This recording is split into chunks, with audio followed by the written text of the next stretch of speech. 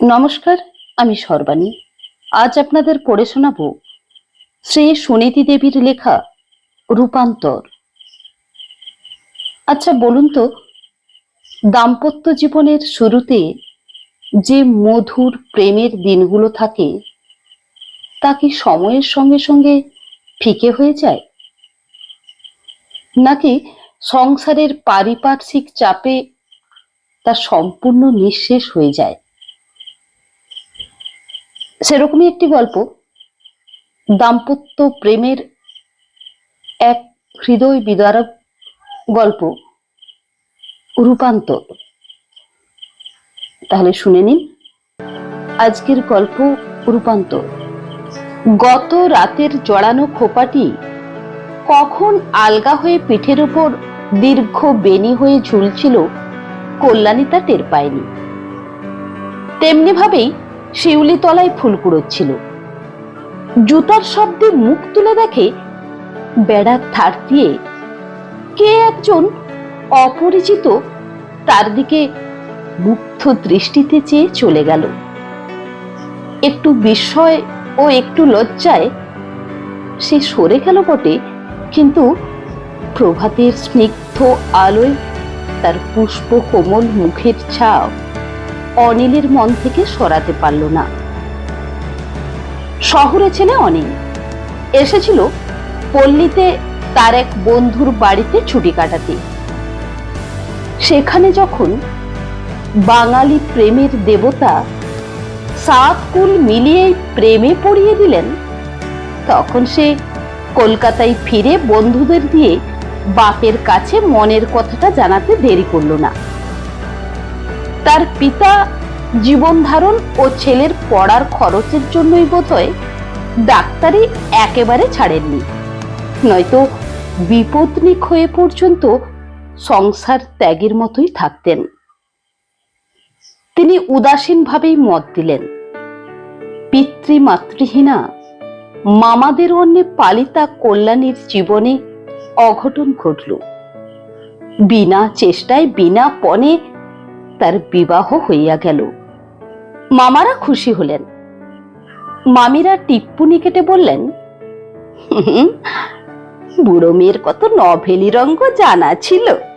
কই, আমাদের একটা মেয়ে পুরুষ মানুষের সামনে অমন ফাঁদ পাতুক দেখি, ছি ছি ছি, লজ্জায় মরি।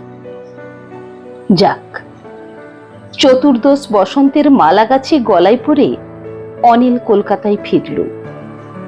কল্যাণী মামা বাড়ি থেকে চিরদিনের মতোই বিদায় হলো। লক্ষ্মীকে ঘরে তুলে সরস্বতী পূজার উপকরণগুলি অনিল অবহেলায় ছড়িয়ে ফেলল। ঝি আর ঠাকুর মিলে এতদিন যেমন করে সংসার চালাচ্ছিল তার কোনো ব্যতিক্রম হলো না। অনিল কল্যাণীকে কোনো কাজ করতে দিত না। কল্যাণীর জীবন এখানে স্বাধীন, মুক্ত। শ্বশুর সম্পূর্ণ বিচ্ছিন্নভাবে থাকেন। আর কেউ নেই যার জন্য তাকে আড়ষ্ট হয়ে থাকতে হবে। দুটি নবীন জীবন প্রেমের স্রোতে গা ঢেলে দিল। কল্যাণীর কাছে এ একেবারে নতুন জগৎ। শুধু তারই জন্য এত আয়োজন, এত আদর, একজন লোকের সে সর্বস্ব। এ যেন স্বপ্নাতীত সুখ। অনিলের সোহাগ বাঁধা বন্ধন সীমাহারা হয়ে কল্যাণীকে ঘিরে যেন এক নিমিষে নিঃশেষ হতে চায়। কি সে আবেগ চঞ্চল দিবস ও রাত্রিগুলি! বন্ধুরা 2-4 দিন সবুর করে অনিলকে আক্রমণ করল। বলল, বউ কি আর কারো হয় না নাকি? সব প্রেম একসঙ্গে শেষ করলে চলবে কেন? দেউলে হয়ে যাবি যে। অনিল তাদের সঙ্গে পেরে ওঠে না, কাজেই এক একদিন সন্ধ্যায় বেরিয়ে যেত। কল্যাণী সেদিন সারা সন্ধ্যা যেন কাটতেই চাইতো না। একদিন এমনই এক সন্ধ্যায় কল্যাণী গালে হাত দিয়ে জানালার ধারে বসে পথ চেয়ে আছে। হঠাৎ পেছন থেকে ঝর্ণার কলহাস্যে ঘর ভরিয়ে কে যেন বলে উঠল,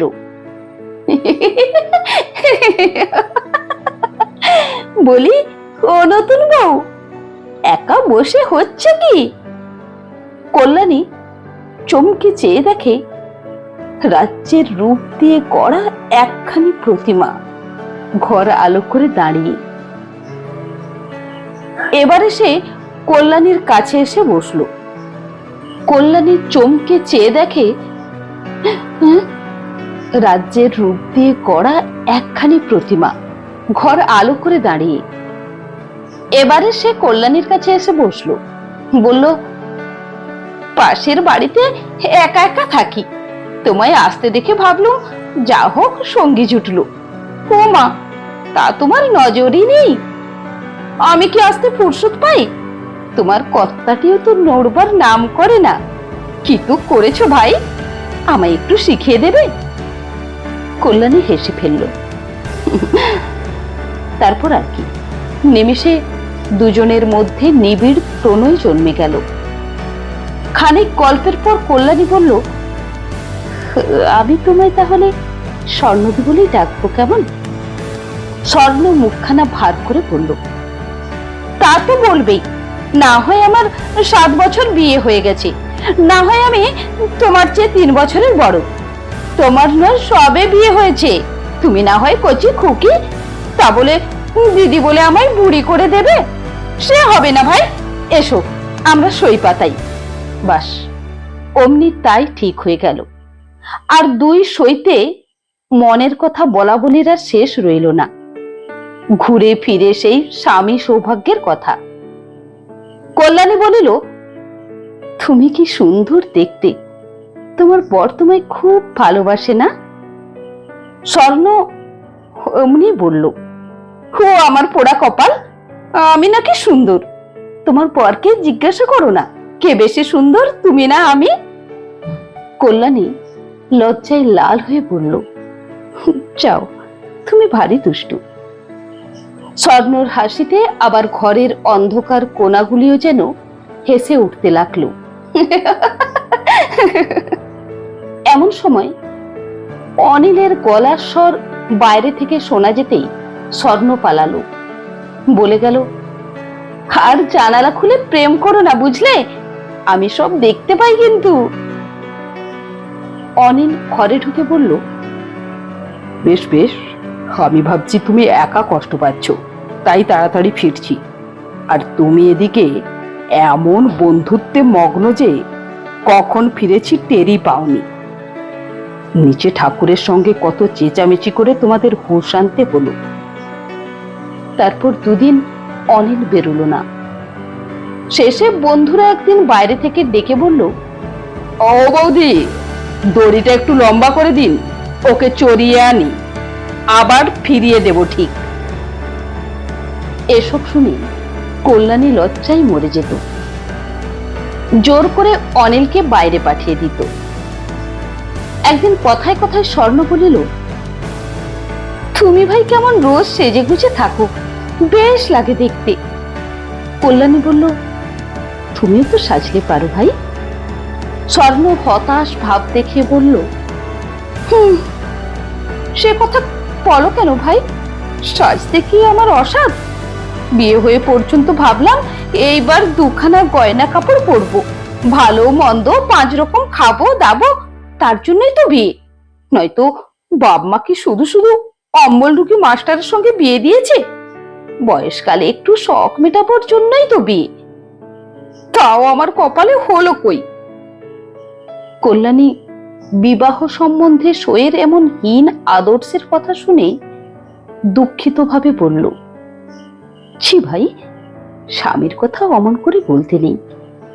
বিয়ে বুঝে শুধু সাজগোজ করা, আর তোমার সাজতে শখ হলে কি তিনি আর বারণ করবেন? স্বর্ণ বলল, তবে শোনো, তোমার দেখা দেখি কাল বিকেলে দিব্যি রঙিন শাড়িখানা পরে টিপটি কেটে মুখে একটু পাউডার ঘষে বসে আছি, হুয়া মা এসে বলে কিনা থিয়েটারে যাবার উদ্যোগ হচ্ছে বুঝি, ওসব আমি পারবো না বলেই চোখ বুঝে থপাস করে বিছানায় শুয়ে পড়ল। তবেই বোঝো কার জন্যই বা সাজা, দেখবে না, তারিফ করবে না, শেষে উল্টো চাপ কিনা থিয়েটারে যাবার জন্য সেজেছি। টান মেরে সব খুলে ফেলে এমন বকুনিটাই দিলাম, আমার চেঁচানিতে বাড়ির কাকচিল পর্যন্ত বসতে পারলো না, কিন্তু তার কানে কিছুই গেল না। বিস্মিত হয়ে কল্যাণী বলল, হো মা, স্বামীকে বকো? স্বর্ণ বলল, বকি না, 100 বার বকি। শুধু বকি, পারলে মারিও। সে ছেলে ঠেঙিয়ে খায়, আমি তাকেই ঠেঙিয়ে খাই। কল্যাণী জিভ কেটে বলল, হ্যাঁ, ছি ছি ছি। স্বর্ণ আর চোখে কল্যাণীর মুখের ভাব দেখে কোনো মতে হাসি চেপে দীর্ঘ নিঃশ্বাস ফেলে কাঁদো কাঁদো সুরে বলল, আমায় যদি ভালোবাসে তবে কি আর বকি ঝোঁকি? তোমাদের দৃষ্টান্ত দেখাই, বলে অনিল বাবুর মতো হও। তা কোনো গ্রাহ্যই করে না। আমি যা শক্ত মেয়ে, নয়তো কবে হাতছাড়া হয়ে যেত। তোমরা সুখী লোক ভাই, আমার দুঃখ কি বুঝবে বলো? কল্যাণীর মন স্বর্ণর প্রতি করুণাই ভরে উঠল। সে বলল, হাসই, তোমায় কেমন করে না ভালোবেসে থাকে গো? স্বর্ণ এবার হাসিতে মাটিতে লুটিয়ে পড়ে বলল, না না না, তোর সঙ্গে দুষ্টুমি করেও সুখ নেই, ঠাট্টাও বুঝিস না। স্বচ্ছন্দ জীবনগতির মাঝখানে হঠাৎ বাধা পড়ে গেল। অনিলের বাবা দুদিনের জ্বরে মারা গেলেন। ছেলের জন্য এমন কিছু রেখে গেলেন না যাতে দিনের পর দিন বসে খাওয়া যায়। নব পরিণীত দম্পতি এক চমকে স্বপ্ন রাজ্য থেকে কঠিন পৃথিবীর সংস্পর্শে এসে পড়ল। অনিল বিয়ে পরীক্ষা দিতে ছুটল। বইগুলি ছেড়ে মুছে কল্যাণী পার পার তাতে মাথা ঠেকিয়ে বলল, ও মা, ওকে পাশ করিয়ে দাও। কিন্তু সরস্বতীর কৃপা হলো না, অনিল ফেল হলো। আর সঙ্গে সঙ্গে বহু কষ্টে এক সদাগরি অফিসে সামান্য মাইনের একটা কেরানিগিরি জুটিয়ে নিল। অনিলের ছবি কল্পনার সঙ্গে এ জীবন মাপ না খেলেও পেটের দায়ে তাকে এটা মাথা পেতেই নিতে হলো। জি ঠাকুর বিদায় নিল। এ বাড়িতেও আর চলে না। অনিল অল্প ভাড়ায় একখানি ঘর খুঁজছে শুনে স্বর্ণ বলল, আমাদের একতলার একখানি ঘর অমনি পড়ে থাকে, তোমরা সেইখানে এসো। কল্যাণী খুব খুশি হয়ে অনিলকে রাজি করালো। শুনছো, স্বর্ণ বলেছিল ওদের একখানি না ঘর খালি আছে, যাবে গো? অত অল্প ভাড়ার জন্য অন্য জায়গায় ঘর পাওয়া যেত না। ঘরের জানালার ধারে একটা শিউলি গাছ আছে, সেটা দেখে অনিল বলে উঠল, বাহ, কি মজা! ফুল ফুটলে আবার তুমি তেমনি করে কুড়োবে, আর আমি চেয়ে থাকবো। তোমায় দেখাবে যেন মূর্তিমতী শারদ লক্ষ্মী। এমনি করে পরবর্তী জীবনের কষ্টটুকু তারা আনন্দ দিয়ে বরণ করে নিল। অনভ্যস্ত দুঃখের মধ্যে অনিলের সুখ ছিল কল্যাণীর তন্ময় সেবা। সে যে এমন সুনিপুণা গৃহিণী তা অনিলের জানা ছিল না। অনিল মুগ্ধ হয়ে প্রশংসা করলে কল্যাণী হেসে বলতো, বিয়ের আগে পর্যন্ত ঘরের কাজই তো করে এসেছি গো, খেতে আর বাহাদুরি কি? অনিল বলতো, তোমার হাতের সেবা বড় মিষ্টি লাগে, তবু করতে দিতে কষ্ট হয় গো। আমার হাতে পড়ে তুমি একটু বিশ্রাম করতেও পারো না। কল্যাণী ছলছল চোখে অনিলের মুখ চেপে ধরত। তার এই সুমিষ্ট প্রতিবাদটুকু অনিল প্রাণ ভরে উপভোগ করত। কল্যাণী ভারী হিসেবি হয়েছে। অধিকাংশ দিন নিজের ভাগের তরকারিটুকু ওবেলার জন্য রেখে ঝাল টক যা হয় তা দিয়ে পাতের ভাতগুলি শেষ করত। অনিল তাড়াতাড়ি খেয়ে চলে যায়, কিছু টের পায় না। নিজের কোনো ভাগ কতটুকু কমিয়ে আনিলে ভাগ বাড়ানো যায়, এই তার চিন্তা। একদিন স্বর্ণ দুটো পান দিয়েছিল। কল্যাণী কিছুতেই নিচে এসে সে দুটো তুলে রাখলো। বাজে খরচ কমাতে গিয়ে পান আনা তাদের বন্ধ ছিল, অথচ অনিল পান খেতে কি ভালোবাসে। বিকেলে অনিল পান পেয়ে কত খুশি, বলল, অফিসে মাঝে মাঝে বাবুরা পান দেন, তোমার খাওয়া হয় না ভাবতাম, যাক তোমার সই থাকতে ভাবনা নেই দেখছি। বলেই চোখে পড়ল কল্যাণীর তাম্বুলরা ক্লেশহীন ঠোঁটের উপর। অনিল বলে উঠল, তুমি বুঝি খাও না? পানের দাগ দেখছি না যে। কল্যাণী বলল, সে ধুয়ে ফেলেছি গো, কখন দিয়েছিল। মিথ্যা বলতে গিয়ে হেসে ফেলতেই অনিল তাকে বাহু পাশে বন্দি করে বলল, ও দুষ্টু, অন্যায় করে আবার মিথ্যে বলা। কল্যাণী বলল, দোষের জন্য এরকম শাস্তি পেলে দোষ যে রোজই করব। স্বামীর জন্য এইটুকু করতে পারলে এত খুশি করা যায় ভেবে কল্যাণীর আনন্দ আর ধরে না।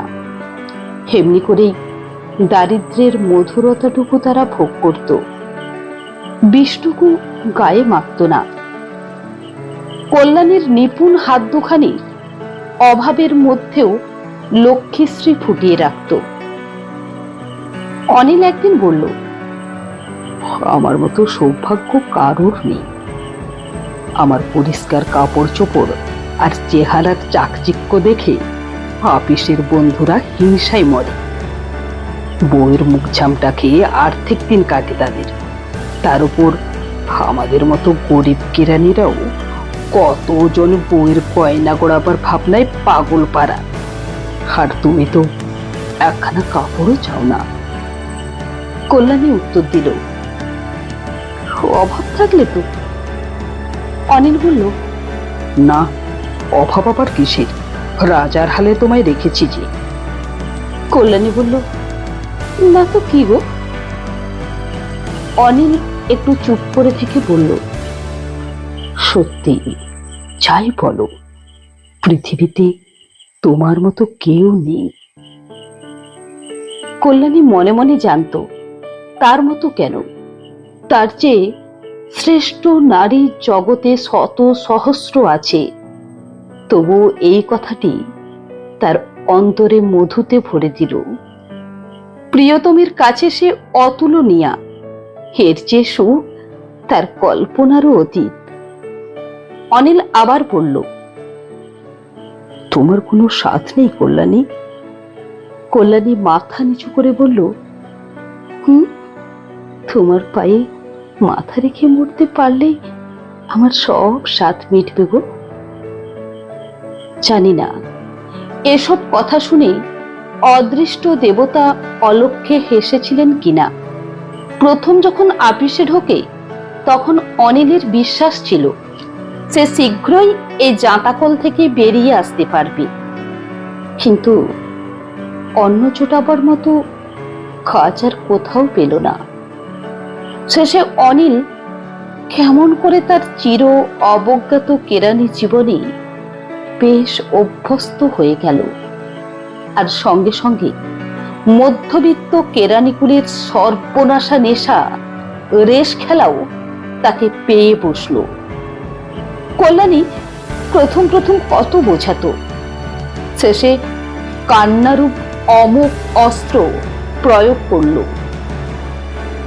অনিল কখনো কখনো অনুতপ্ত হয়ে বলতো, আচ্ছা আচ্ছা, এই শেষ। কখনো জিতে কখনো হেরে কতবার যে প্রতিজ্ঞা করত আর এসবে সে যাবে না, কিন্তু প্রতিজ্ঞা ভঙ্গ করতেও বিন্দুমাত্র বিলম্ব হতো না। এই সময়ে কল্যাণীর জগতে আবার নতুন রং ধরল, সে নাকি মা হবে। অনিল যখন আনন্দ করতে গিয়েও বলল, খরচপত্র বড্ড বাড়বে তাই তো? তখন কল্যাণী অনাগত সন্তানের পক্ষ নিয়ে অনিলের ওপর ভারী অভিমান করল। ও মনে মনে অজাত শত্রুটিকে আদরে ডুবিয়ে ফেলল। এই সময়টা তার স্বামীর সঙ্গ তাকে যথেষ্ট তৃপ্তি দিত না। অনিলকে কাছে পাবার ও তার আগেকার আদর যত্ন পাবার তৃষ্ণায় তার মন ভরে উঠত। আবার অনিল শিশুটির কথায় তেমন উৎসাহ দেখায় না বলে অভিমানে সে আলোচনা বন্ধ করে ফেলত। অনিল আজকাল ক্রমশ যেন অন্যমনস্ক হয়ে পড়ছে। শুধু খাওয়া আর শোয়া বাড়িতে হয়, অধিকাংশ সময় ছুটির দিনটাও বাইরে কাটায়। যে সময় মনের শান্তি সবচেয়ে প্রয়োজন, সেই সময়টা কল্যাণীর কেবল উদ্বেগের মধ্যেই কাটতে লাগলো। আর এতদিন এই শান্ত কোমল মেয়েটির স্বভাবে যা মোটেও ছিল না, সেই খিটখিটে ভাব দেখা দিল। কল্যাণীর প্রাণপণ প্রয়াস ছিল স্বর্ণ যেন এসব জানতে না পারে, কিন্তু তীক্ষ্ণ বুদ্ধি স্বর্ণর চোখে অনিলের পরিবর্তন ধরা পড়তে কি দেরি হয়? স্বর্ণর বুকটা বেদনায় ভরে উঠত। স্বামীর অনন্যনিষ্ঠ প্রেমের অধিকারিণী স্বর্ণ শোয়ের সৌভাগ্যে কতই সুখী ছিল। সে প্রথম প্রথম অনিলের অতটা আঁচল ধরা ভাব পছন্দ করত না, কিন্তু তাও যে এ অবহেলার থেকে ভালো ছিল। কেমন করে অনিল এত বদলাতে পারলো তা সে ভেবেই পেত না। অনিলের মন ভোলাবার জন্য সন্ধ্যা হলেই সে নানা ছুতায় কল্যাণীকে একটু সাজিয়ে গুছিয়ে দিত। একদিন আপত্তি করে কল্যাণী কিছুই বলতো না, কিন্তু সুযোগ পেলেই অনিল ফিরবার আগেই সব খুলে ফেলত। অমন করে ফাঁদ করে স্বামীর দৃষ্টি আকর্ষণ করতে তার যেন মাথা কাটা যেত। চুপ করে থেকে একদিন কল্যাণী অনিলকে বেশ দু কথা শোনাবে ঠিক করল। অনিল তাসের আড্ডায় বেরোবার উদ্যোগ করতেই কল্যাণী বিরক্তভাবে কি বলল, অনিল পাল্টা জবাব দিল, তুমি কেবল পেঁচার মতো মুখ করে থাকবে, তাই যতক্ষণ পারি বাইরে কাটাই। চুপ করে থেকে একদিন কল্যাণী অনিলকে বেশ দু কথা শোনাবে ঠিক করল। অনিল তাসের আড্ডায় বেরোবার উদ্যোগ করতেই কল্যাণী বিরক্তভাবে কি বলল। অনিল পাল্টা জবাব দিল, তুমি কেবল পেঁচার মতো মুখ করে থাকবে, তাই যতক্ষণ পারি বাইরে কাটাই। কল্যাণী আহত পক্ষীর মতো বিছানায় লুটিয়ে কাঁদতে লাগলো। অনিলও ভয়ানক লজ্জিত হয়ে পড়ল। তারপর বোঝাপড়ার ধুম। কল্যাণী বলল,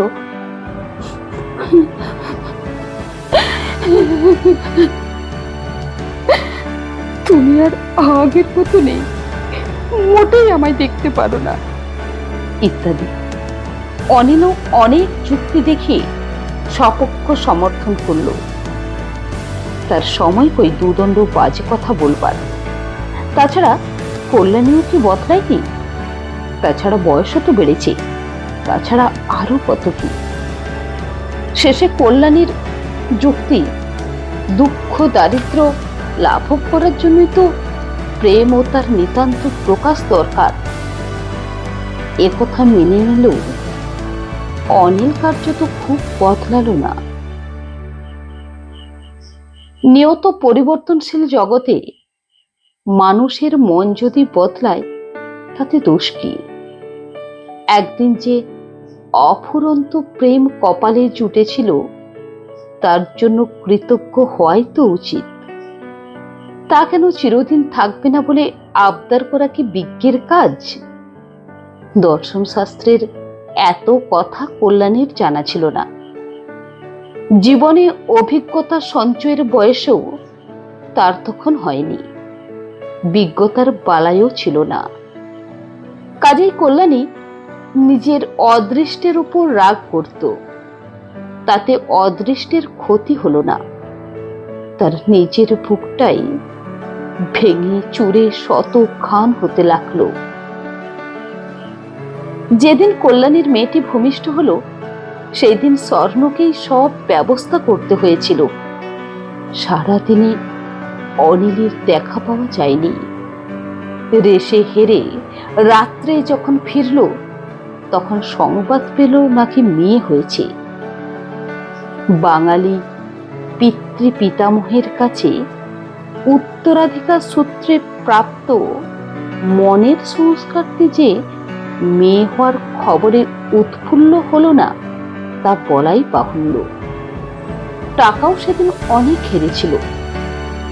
যে কারণেই হোক, শ্রান্ত কল্যাণীকে দুটো মিষ্টি কথা বলবার অবকাশ আজকার দিনেও তার হলো না। এমনি করেই ধীরে ধীরে একটি বছর ঘুরে গেল। শেফালি আপন মনে ফুটে ঝরে গেল, কেউ খোঁজও নিল না। কল্যাণীর শারীরিক দুর্বলতার উপর মানসিক অশান্তি জুটে তাকে যেন হার সেরে উঠতে দিল না। এখন ঝগড়া না করে যখন তখন কেঁদে কেটে সে অনিলকে উত্তক্ত করে তুলত। বুঝতো না, আগে এক ফোঁটা চোখের জল দেখলে যে অধীর হতো, সে আজকাল এত বুক ভাঙা কান্না কেমন করে উদাসীন হয়ে থাকে।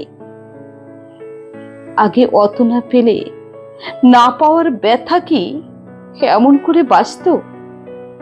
রানী কখনো ভিখারিনী হয়ে বাঁচে? এইরকম নানা চিন্তায়, নিরর্থক অভিমানে আপনাকে সে আপনি কষ্ট দিত। হা, অনিল তবু যদি মেয়েটার পানে ফিরে তাকায়, তাহলেও বুঝি কল্যাণী শান্তি পায়। তারপর আকাঙ্ক্ষাও রইল না, অভিমানও রইল না, রইল শুধু বিরাট শুষ্কতা ও শূন্যতা। মরুভূমির চালাও বুঝি তার মতো উগ্র নয়। কল্যাণীর অবহেলায় অনিল আরো দূরে গেল। স্বর্ণের কাছেও কল্যাণী মনের দ্বার রুদ্ধ করল। তার একান্ত আপনা রইল শুধু একটি মেয়ে। বুকিয়ে তাকে বুকে চেপে কত কথা বলতো। তার শিশু কোমল হাতখানি মায়ের মুখের উপর বুলিয়ে ডাকত, মাম্মা মাম্মা। কল্যাণী যখন শয্যা নিল, তখন অনিল তো দূরের কথা, স্বর্ণও ভাবেনি প্রদীপ এত শীঘ্র নিভবে। তাই চিকিৎসার ব্যবস্থাও কিছু হয়নি। যেদিন স্বর্ণ অবস্থার সংকট বুঝতে পারল, সেদিন ব্যাকুল হয়ে স্বামীর বুকে ঝাঁপিয়ে বলল, শুনছো, আমার সইকে বাঁচাও, আমার সইকে বাঁচাও। তিনি ডাক্তার ডেকে আনলেন। ডাক্তার জবাব দিয়ে গেল। উদ্বেলিত অশ্রু চোখে চেপে স্বর্ণ কল্যাণীর মুখের উপর ঝুঁকে জিজ্ঞাসা করল, সই, বড় কষ্ট হচ্ছে কি? অনিল বাবুর অফিসে খবর পাঠাবো সই? অতি শ্রান্ত কণ্ঠে কল্যাণী উত্তর করিল,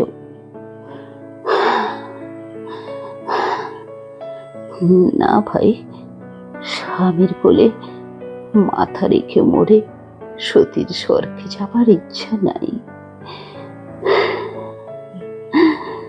ভগবানের কোন দয়ার ভিখারি আমি নই। স্বর্ণের চোখের জল বাধা না মেনে উছলে উঠল।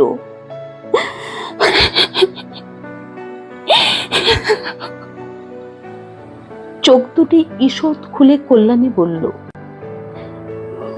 না না, ভগবানের দয়া আছে বই কি, না হলে কি তোমায় পেতাম?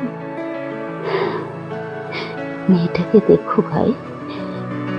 তারপর শেফালি বনের অশরীরী কামনা যেন শেষ নিঃশ্বাস ফেলে বাতাসে মিলিয়ে গেল। লোকেরা কল্যাণীকে যখন পথে পার করে হরিবোল দিল, বল হরি হরিবোল, বল হরি হরিবোল, বল হরি হরিবোল, তখন দুটি নারী বলা বলি করে গেল, আহা সৌভাগ্যবতী সতী তো, নোয়া সিঁদুর নিয়ে চলল। কথাটা শুনে স্বর্ণ শিউরে ওঠে, দুই কান ঢেকে মেঝেই লুটিয়ে পড়ল। না,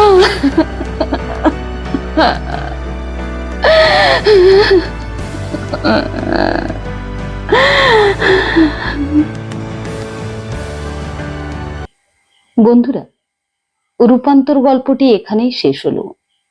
নমস্কার।